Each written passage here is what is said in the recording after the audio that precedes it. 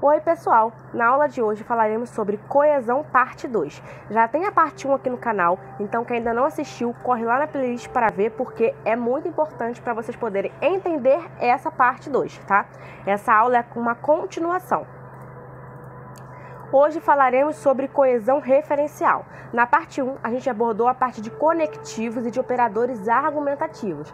Agora a gente vai falar na parte de coesão referencial, ou seja, isso aborda a repetição de palavras, né? O que vocês podem fazer para evitar a repetição de palavras, porque isso tira pontos tanto no Enem, como em qualquer outro vestibular e também em concursos. Então vamos lá. A coesão referencial é um método para evitar a repetição na redação.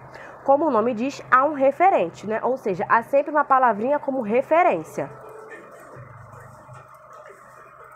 Aqui nós temos anáfora. Aqui uma palavra, que é aquela que a gente vai considerar a principal, é retomada depois de já ter aparecido no texto.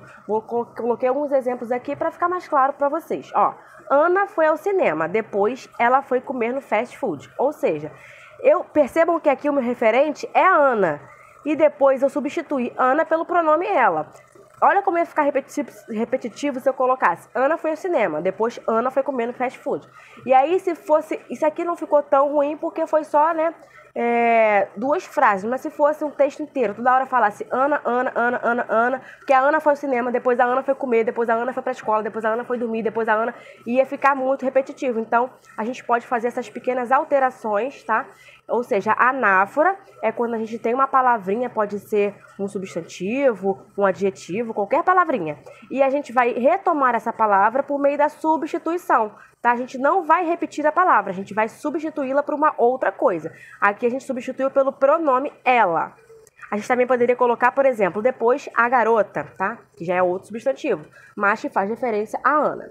Aqui um outro exemplo. Fui à casa da minha avó. Lá tinha muita comida. Então, lá é um advérbio que nos remete ao quê? A casa, que já foi citada antes. Então, aqui a gente sabe que há uma anáfora. Então, grava. Anáfora é de antes. A palavrinha apareceu aqui, depois a gente vai retomar. Então, a palavra referencial aparece antes. Anáfora antes. Agora, nós temos aqui a catáfora. Nesse caso, o referencial vem depois. Então, olha aqui os exemplos. Direi isto. Isto o quê? É o que está depois de 2 pontos. Estou com fome. Maria comprou vários ingredientes. Aí aqui entre 2 pontos. Açúcar, farinha, leite e ovo. Ou seja, eu estou explicando quais são esses ingredientes. Então, geralmente, essa catáfora, ela realmente vem assim, depois de 2 pontos. E é sempre, direi isto. Você ainda não falou o que é. Né? E são vários ingredientes, você ainda não citou quais são os ingredientes, você ainda vai citar depois.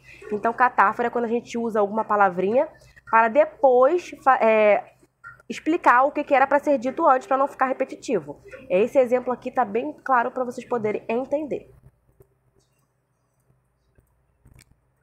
Agora nós falaremos sobre elipse. Eu também gosto muito dessa parte, porque às vezes a gente fica pensando, nossa, o que eu posso colocar para substituir?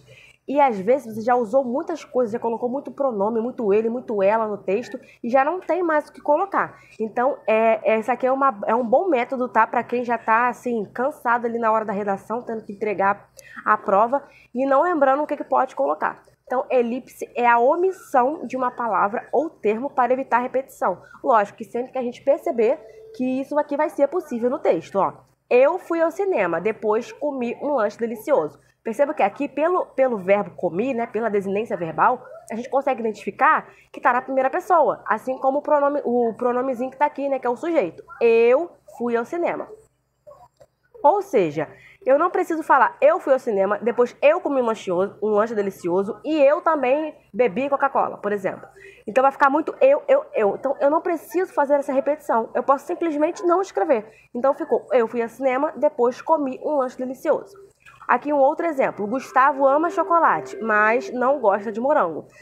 Imagina se eu colocasse Gustavo ama chocolate, mas Gustavo não gosta de morango. Aí já é uma repetição. Eu poderia colocar, mas ele não gosta de morango. Poderia. Mas é aquilo. Se você já apresentou ele várias vezes no texto, esse é um bom método, né? Esse é um bom método para evitar também a repetição de um pronome.